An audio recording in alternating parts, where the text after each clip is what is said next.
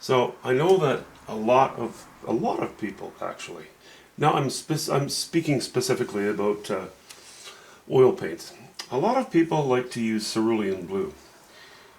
If you were to buy a tube of genuine cerulean blue, just a little tube like this, that's going to be, I think at this point, well over $100. For my purposes, because I lay the paint on pretty thick and I don't require that intensity of blue, I bought, and this is now probably 10 years ago, maybe more, this tube of cerulean blue hue.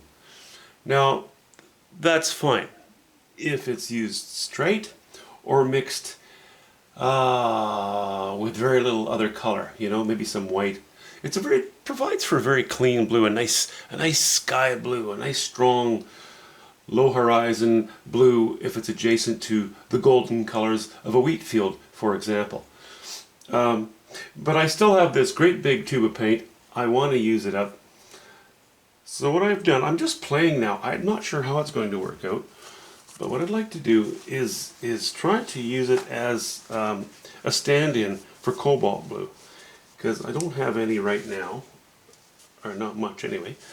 And I would like to use up the cerulean blue. So what I've done is I've taken a bunch of cerulean blue. I've added burnt sienna,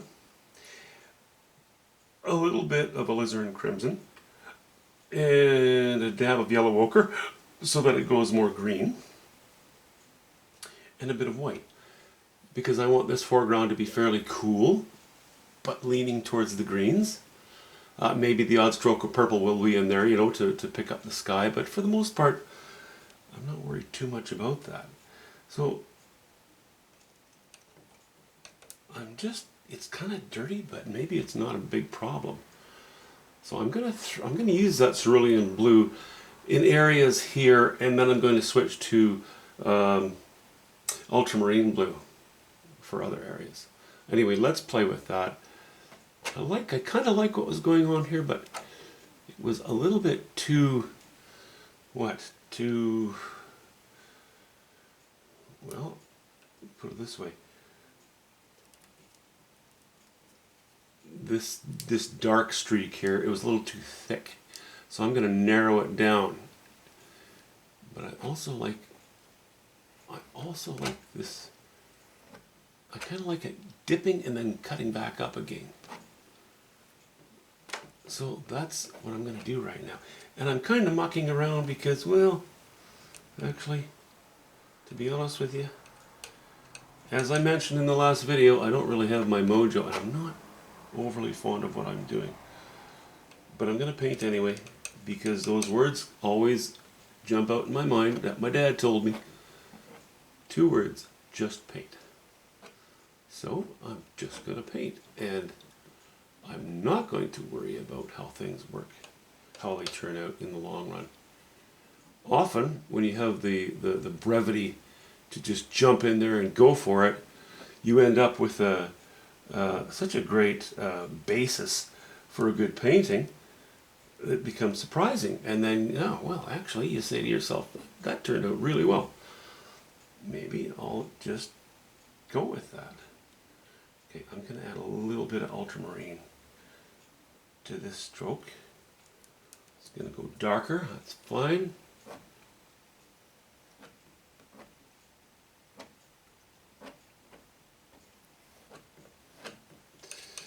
Okay, the darker is just below that shed.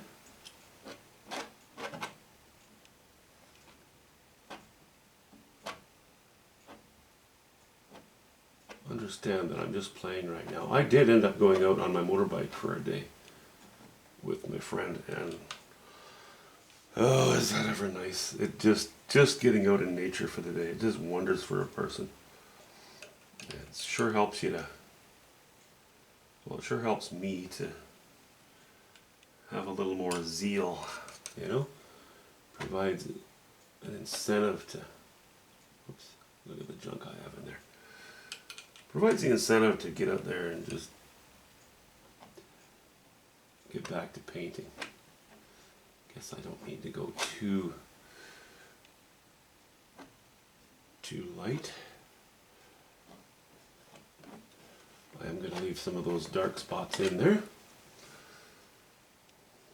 Yeah, what I'm noticing is that if I leave too much blue in there, it's just too blue. It's a candy blue, you know, which in a sunlit painting is not such a problem. But in this painting, I can't say I'm thrilled with it.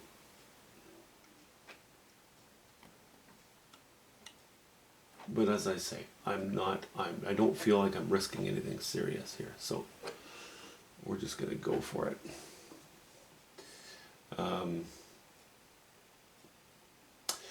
Okay, I want to go. I would like to go more green here, so probably putting in too much yellow ochre, but it's okay. We'll live with it.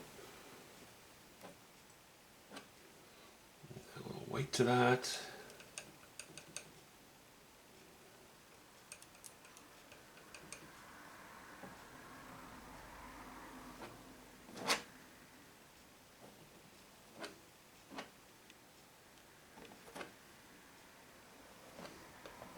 Going to be another moody one, I guess, isn't it?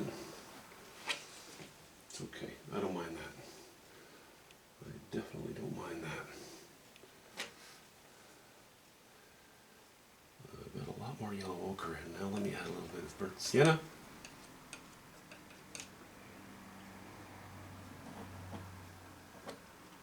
And let's change the shapes a little bit of my strokes, or, you know, a combination of strokes like this and some swirls as well at the same time. Getting back to providing variety, we want variety.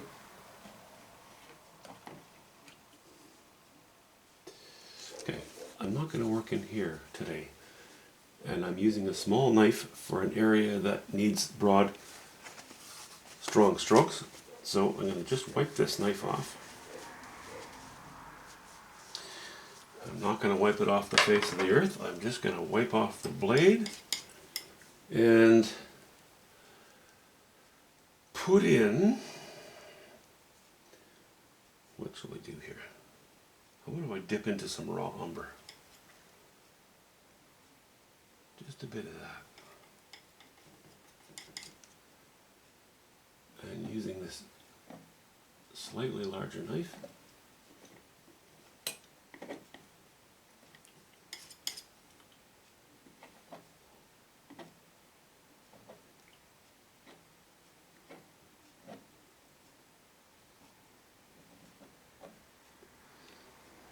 there we have a nice shape sitting there, which can be played with later. But the gist of things is what's important at the moment. I like that. And also, actually I kind of like that color. Let's just bring that across the painting a little bit. So more burnt sienna, more ultramarine, or sorry, more burnt sienna, a touch more cerulean blue. Is that okay? Is that?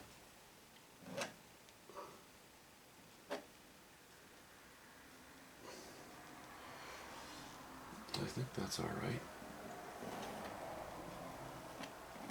I think we'll go back to bringing our, not going up off the canvas. In general, you know, we have a dip here, comes up, and then ultimately flows down off of the canvas as we come forward. Okay, a little more titanium white.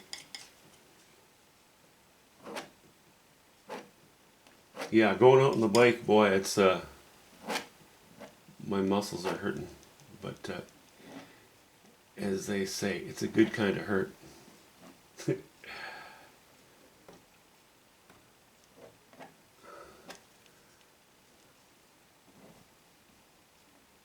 Great weekend followed by a great Monday. Actually, it's a long weekend this weekend here in British Columbia, in Canada. I think they will look for any excuse to have a long weekend. Okay, more yellow ochre. And we're even going to add a little bit of alizarin crimson this time. and a hint of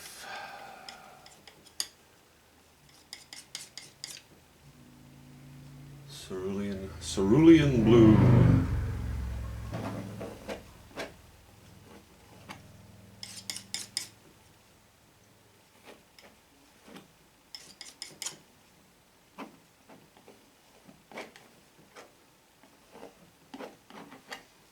All right, I think that's showing promise. Heading in the right direction. Okay, more yellow ochre. Some white. We're going to raise the values as we come closer. Back to that cerulean blue. I gotta say, it's not my favorite, but it might work just fine. And I might, at the end of the painting, say, "Ooh, I like those little shots of that candy blue in there." Often I find cerulean blue to be very, very garish. It's the kind of color that, unless I were to paint a still life or flowers or something like that, it's a color that easily becomes, yeah, garish, just cheesy looking.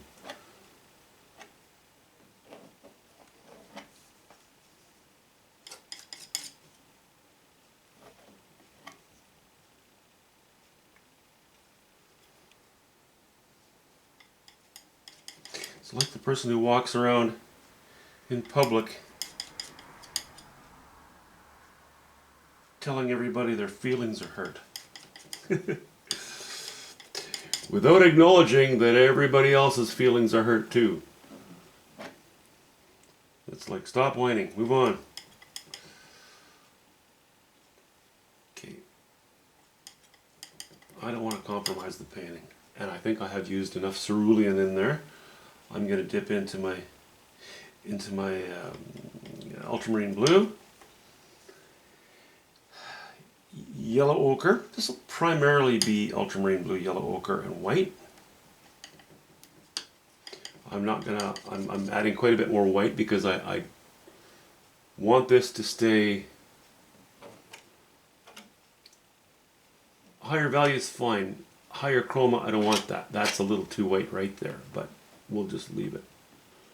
Because in general, I'm not light enough on the bottom end.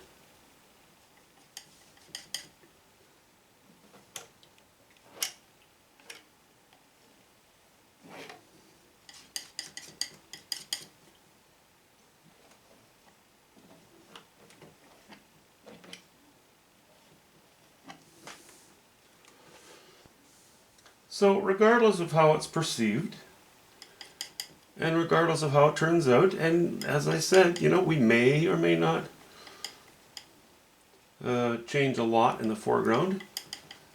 I'm not worried about risking some stuff here because no matter what you do, you're risking making mistakes. And if you're not willing to risk making mistakes, your painting's dead before it starts.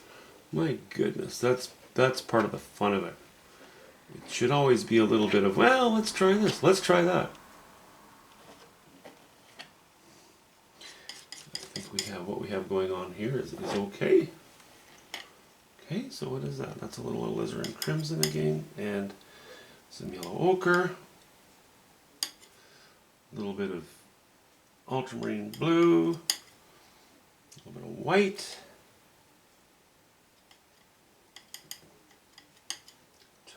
just a touch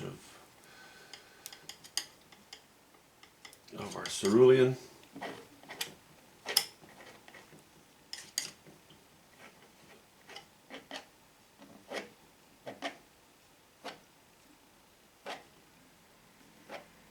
And failing everything else, we have somewhat of an interesting design in the bottom third of the painting.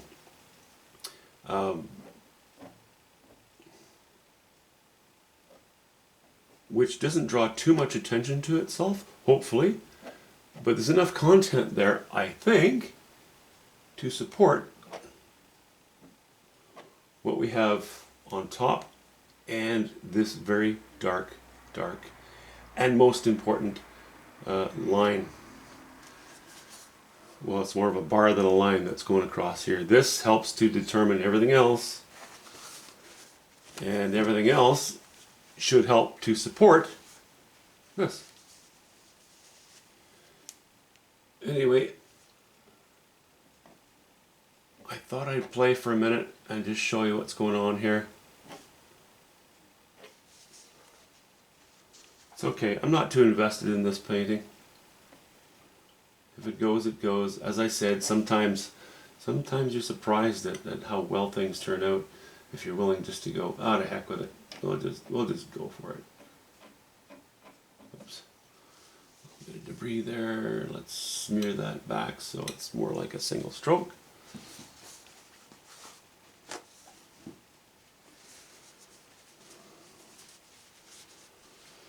Now, if this were a really large painting, I'd be more careful about leaving texture behind. I would also plan more carefully. You know, I've heard it said, plan like a tortoise, paint like a hare. Well, in many cases that works well. And sometimes you're just not in the mood for it. But if you're not in the mood for it, you are taking a bigger risk. And I would rather take a risk on a smaller canvas like this than on something large. Okay, I think that's all right. This is maybe a little bit too much. Maybe a little bit too much. Maybe if we just take a little bit of, oops, alizarin crimson seems to suck itself onto the knife when I touch the color. So I tend to go overboard a little bit with it.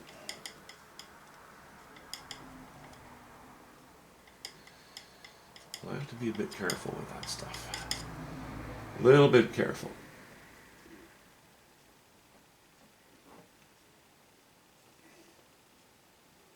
Okay. A little bit of white. That's, I think, too much. So we'll put a little bit of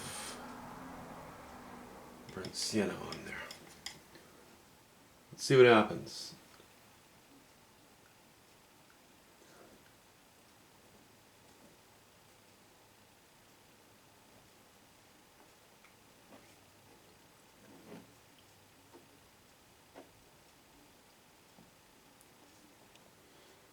Makes things a little more gradual, which can be good, can also not be good.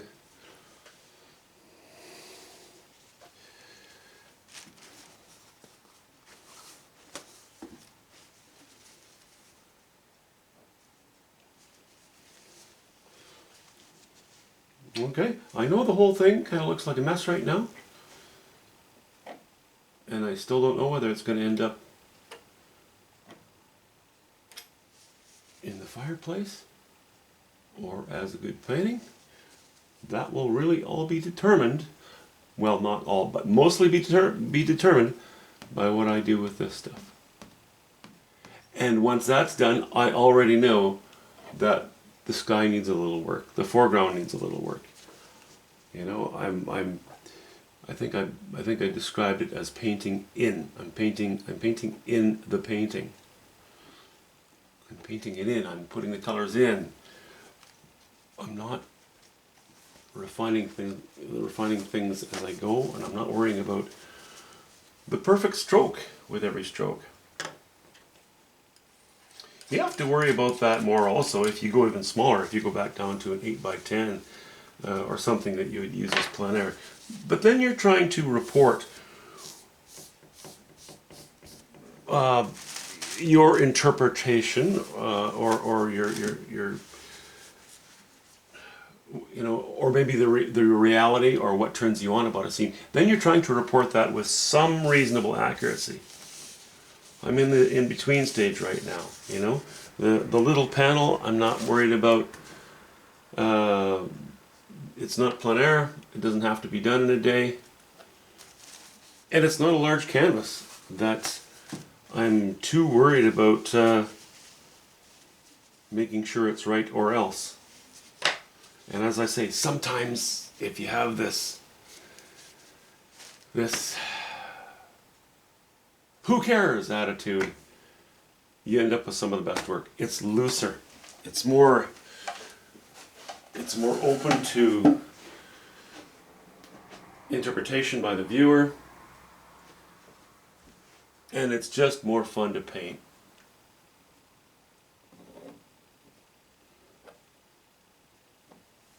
All right. That is all your time that I will waste today. I'll square off though, as usual.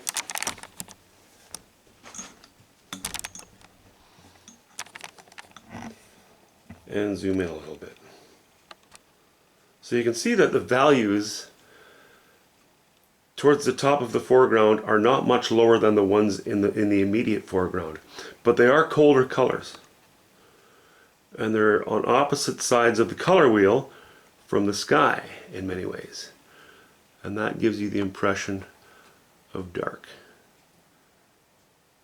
And we're not done. We're gonna go from this dark line where the cabins in the distant field, or the sheds in the distant field are situated, into the next plane of existence. And we may even darken the top of it so that they get feathered together rather than dark against light with two harder lines separating them. Okay, see you soon, guys.